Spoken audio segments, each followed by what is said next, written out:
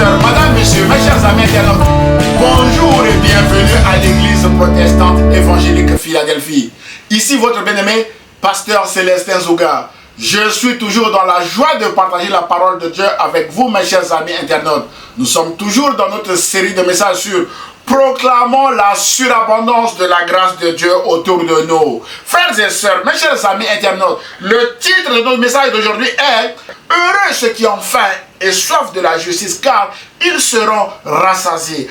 Mon frère, ma soeur, peut-être que vous subissez actuellement une injustice flagrante à cause du nom de Jésus. Peut-être que vous êtes en ce moment persécuté à cause du nom de Jésus. Prenez courage, mes chers amis internautes. Le premier conseil est que ne vous mettez pas en colère. La Bible déclare en Éphésiens chapitre 4, versets 26 à 27 que si vous vous mettez en colère, ne péchez point, que le soleil ne se couche pas sur votre colère et ne donnez pas accès au diable. Mon frère, ma soeur, ne donnez pas accès au diable en vous mettant en colère. Le psalmiste déclare que ne tirez pas contre les méchants, contre ceux qui vous persécute, mes bien-aimés. Gardez le silence devant l'Éternel et espère en lui, déclare le psalmiste. Ne tirez pas contre celui qui réussit dans ses voies, contre l'homme qui vient à bout de ses mauvais desseins. Laisse la colère, mon frère, ma soeur. Abandonne la fureur, déclare le psalmiste. Ne tirez pas, ce serait mal fait,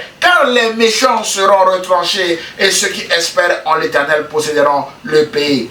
Et encore un peu de temps, et le méchant n'est plus. Tu regarderas le lieu où il était et il a disparu. D'après Somme chapitre 37 verset 1 à 8, mes bien-aimés. Mon frère, ma soeur, le méchant aura disparu parce que Dieu vous aura aussi rendu justice, mes bien-aimés. Vous serez rassasiés de la justice de Dieu, de la justice de Jésus. C'est pourquoi ce message vous encourage à ne pas prendre les mêmes armes que vos ennemis. Nous venons de voir que, mes bien-aimés, le premier conseil est de ne pas vous mettre en colère. Et le deuxième conseil est, ne prenez pas les mêmes armes que vos ennemis. Mon frère, ma soeur, victime d'injustice ou de persécution, si vous prenez les mêmes armes que vos ennemis, à savoir épée contre épée, injure contre injure, jalousie contre jalousie, haine contre haine, vous allez inévitablement perdre ce combat. C'est pourquoi l'apôtre Paul a dit en 2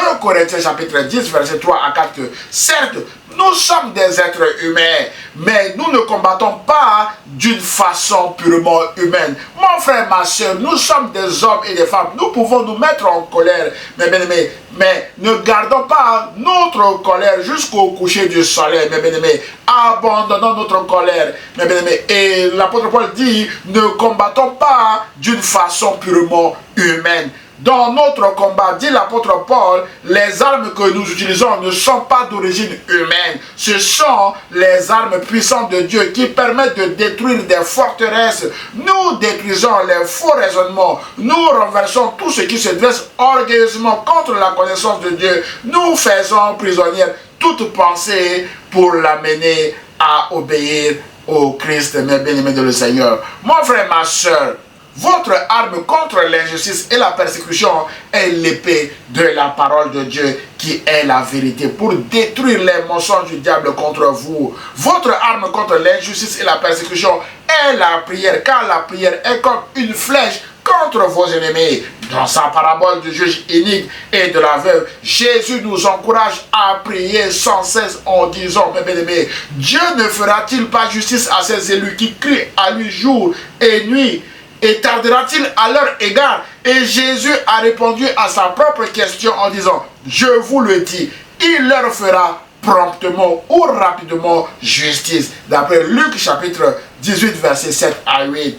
Mon frère, ma soeur, Dieu vous rendra rapidement justice. C'est pourquoi l'apôtre Paul vous conseille en vous disant que ne vous vengez pas vous-même, bien-aimés, mais laissez agir la colère, car il est écrit, à moi la vengeance, à moi la rétribution, dit le Seigneur, d'après Romains chapitre 12, verset 19. Mon frère, ma soeur, votre arme n'est pas charnelle, mais elle est spirituelle. C'est pourquoi vous ne devez pas prendre les mêmes armes que vos ennemis et agir aussi comme eux. Pour vous aider à mieux comprendre cette recommandation, nous allons nous appuyer sur cette imagination qui a consisté pendant longtemps et encore aujourd'hui à identifier le chrétien au poisson. Lorsque vous voyez le symbole de poisson derrière une voiture, c'est un chrétien qui passe, mon frère, ma soeur. Dans certains pays, certains apposent même le symbole de poisson sur leur maison pour dire que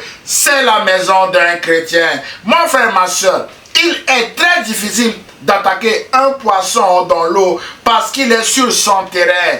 Il peut nager très vite pour se sauver en allant dans les eaux profondes. En revanche, lorsque le poisson sort de l'eau, il devient inactif et il est facile de l'attraper et de le tuer. Mes chers amis internautes, frères et sœurs, vous êtes comme des poissons qui se sentent mieux dans l'eau. Nous sommes comme des poissons, mes bien-aimés de Seigneur, et nous nous sentons mieux dans l'eau. Et notre eau est la parole de Dieu, mes bien-aimés de Seigneur. Jésus a dit en Jean chapitre 15, verset 3 que vous êtes purs à cause de la parole que je vous ai annoncée. Autrement dit, la parole de Dieu est comme une eau qui nous purifie, mes bien-aimés. Alors, en tant que poissons, restons dans l'eau de la parole qui nous purifie malgré les agissements de nos ennemis. Mon frère, ma soeur, vos ennemis chercheront par tous les moyens à vous pousser à sortir de votre terrain qui est l'eau de la parole de Dieu. Ils vous critiqueront, ils vous trahiront,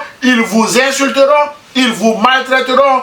Ils vous pousseront à bout avec toutes sortes de provocations visant à vous pousser à sortir de votre terrain qui est l'eau de la parole de Dieu. Résistez-leur par la parole. Mes chers amis, frères et sœurs, agissez comme de véritables poissons. Aucun poisson ne sort de l'eau si vous l'insultez ou le critiquer en dehors de l'eau. Il continuera à nager dans l'eau sans se préoccuper de celui qui l'insulte ou le critique en dehors de l'eau.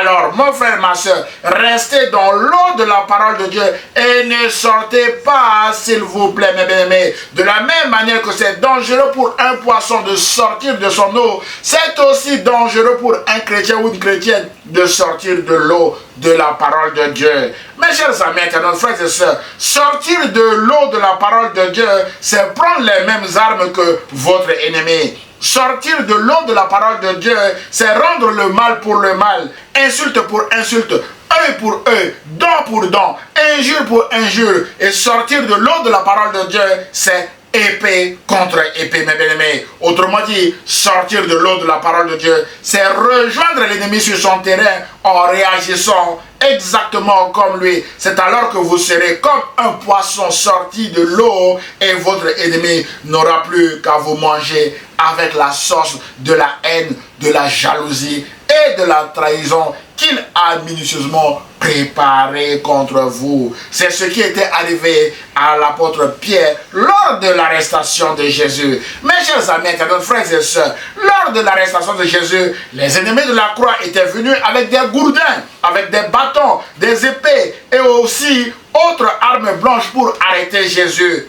Pierre avait utilisé la même arme que ses ennemis en manipulant l'épée et en coupant l'oreille au serviteur du souverain sacrificateur. Waouh! Pierre est sorti de toute la parole que Jésus lui a enseignée pendant 3 ans. Et Jésus dira à Pierre, remets ton épée à sa place, car tous ceux qui prendront l'épée périront par l'épée. Jésus enseigne encore à cette occasion. D'après Matthieu chapitre 26, verset 52. Cette nuit-là, Pierre avait perdu le combat en réuniant 3 fois son maître Jésus, parce qu'il était sorti de l'eau de la parole. Mon frère, ma soeur, peut-être que ce matin, vous avez perdu le combat comme Pierre en manipulant la même arme que vos ennemis. Jésus vous encourage à renoncer à votre épée, à ranger votre épée comme Pierre et à lui faire confiance. C'est Jésus qui combattra pour vous. Alors, ne prenez plus les mêmes armes que vos ennemis. Mes chers amis, nos frères et sœurs, un autre conseil par excellence est celui de garder le silence pour voir jusqu'où l'ennemi peut aller. Mes bien-aimés dans le Seigneur, c'est dans le calme et la confiance que sera votre force, frères et sœurs. Pendant son arrestation, Jésus a gardé le silence devant le souverain sacrificateur, d'après Matthieu chapitre 26, verset 63. Jésus a gardé le silence devant Hérode, d'après Luc chapitre 23, verset 9. Et Hérode va le mépriser et le renvoyer chez Pilate. Mais bien aimé, Hérode et Pilate étaient devenus des amis ce jour-là, des ennemis jurés qu'ils étaient. Le sort de Jésus les a unis, mes bien-aimés. Combien d'hommes et de femmes se sont unis aujourd'hui à cause de notre sort, mes bien-aimés de le Seigneur. Dieu seul connaît leur nombre et Dieu combat pour nous dans l'invisible. Jésus a aussi gardé le silence devant Ponce Pilate, mes bien-aimés, d'après Matthieu chapitre 27, verset 14. Frères et sœurs, mes chers amis internautes, le silence de Jésus marquera définitivement l'apôtre Pierre, qui certifiera en 1 Pierre chapitre 2 verset 23 que lui qui insultait ne rendait pas l'insulte, maltraité ne faisait pas de menaces, mais s'en remettait à celui qui juge justement. Et celui qui juge justement est notre Dieu, le Père de Jésus-Christ. Autrement dit, Jésus n'utilisait pas les mêmes armes que ses ennemis. C'est ainsi que Jésus a triomphé de cette mort et de toute domination. Et Jésus est ressuscité vainqueur, mes bien-aimés. Aussi, Dieu l'a souverainement élevé au titre de Seigneur pour l'éternité. Voilà, mes bien-aimés dans le Seigneur, jusqu'où le silence de Jésus l'a amené. Et la bonne nouvelle est que Jésus reviendra pour nous chercher, afin que là où il est, que nous y soyons aussi. Et tout cela à cause de la justice de la croix. Mes bien-aimés dans le Seigneur, l'œuvre de Jésus-Christ à la croix est une œuvre de grâce, mais aussi une œuvre de justice, parce que Jésus nous a rendu justice. Et dans cette justice, Jésus reviendra uniquement pour chercher ceux qui l'ont accepté comme étant leur Seigneur et leur Sauveur. Et la question est, mon frère, ma soeur, acceptez-vous Jésus-Christ comme votre Seigneur et votre Sauveur? Mon frère, ma soeur, c'est une décision importante. Vous êtes appelés à prendre cette décision aujourd'hui, parce que c'est cette décision qui vous ouvrira la porte de l'éternité. Si Jésus revient, mes bien-aimés du Seigneur, à tout moment, parce que la Bible déclare que Jésus revient bientôt. C'est le message que nous prêchons à l'église de Philadelphie, où Jésus a dit, je viens bientôt, mes bien-aimés du Seigneur. Et pour préparer également, mon frère, ma soeur, le retour de Jésus, ce message vous encourage à accepter Jésus-Christ comme votre Seigneur et Sauveur. La Bible déclare que si tu confesses de ta bouche que Jésus-Christ est Seigneur, et si tu crois dans ton cœur que Dieu l'a ressuscité des morts, tu seras sauvé. Voilà ce qu'il faut faire, mon frère, ma soeur, pour être sauvé au retour de Jésus, mes bien-aimés de le Seigneur. En conclusion de notre message, mon frère, ma soeur, dans cette série, nous voulons proclamer la surabondance de Dieu autour de nous, mes bien-aimés dans le Seigneur. Mais il y a des ennemis de la croix partout autour de nous, mes bien-aimés dans le Seigneur.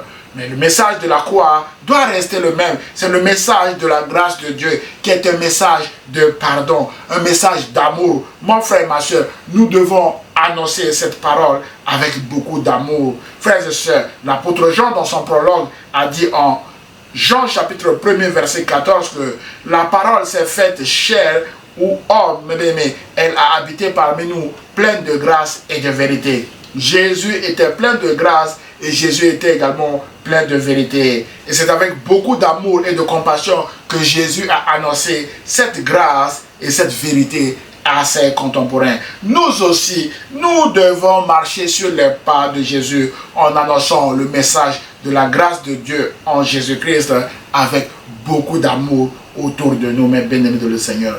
Aussi, nous avons vu que le message de la croix est un message de justice. C'est pourquoi nous devons aussi user de patience envers les ennemis de la croix qui nous persécutent à cause de la parole, en nous refusant d'utiliser les mêmes armes que eux contre nous, mes bien-aimés, mais en laissant Jésus-Christ nous rendre justice, parce que Jésus a dit, heureux ceux qui ont faim et soif de la justice, car ils seront rassasiés. Nous serons rassasiés par la justice de Jésus-Christ, mes chers amis internautes. C'est pourquoi nous ne devons pas répandre épée contre épée, mais bien-aimés de le Seigneur, mais nous devons nous confier à Dieu. La Bible déclare que c'est dans la tranquillité et le repos que sera votre salut, c'est dans le calme et la confiance que sera votre force, d'après Ésaïe chapitre 30, verset 15. Mon frère, ma soeur, gardons notre calme envers les ennemis de la croix et laissons la justice de Dieu agir contre eux. Frères et sœurs, nous avons vu que Pierre a manipulé la même arme que ses ennemis, mais bien aimé, épée contre épée, Pierre a perdu le combat. C'est pourquoi nous ne devons pas agir comme Pierre. En revanche, Jésus a gardé le silence dans ce combat et Jésus a été élevé par Dieu au titre de Seigneur pour l'éternité. Et c'est Jésus que nous devons imiter dans ce combat de persécution contre nous, mes bien-aimés de Seigneur. C'est pourquoi l'apôtre Paul disait aux Romains que ne vous vengez pas vous-même, bien-aimés, mais laissez agir la colère de Dieu. Car il est écrit, à moi la vengeance, à moi la rétribution, dit le Seigneur. D'après Romains chapitre 12, verset 19. Cette recommandation, mes bien-aimés, est aussi pour vous et pour moi. Mes bien-aimés dans le Seigneur, attendons-nous à la justice de Dieu avec la bonne attitude, sans utiliser les mêmes armes que nos ennemis. Mais rappelons-nous que nos deux armes sont la parole, mes bien-aimés, et la prière. C'est pourquoi Jésus nous dit, priez sans cesse pour ne pas céder à la tentation, mes bien-aimés dans le Seigneur. J'ose espérer que ce message vous a fait du bien et vous aidera, mes bien-aimés, à ne pas prendre les mêmes armes que vos ennemis contre vous, mais à persévérer uniquement avec la parole et la prière.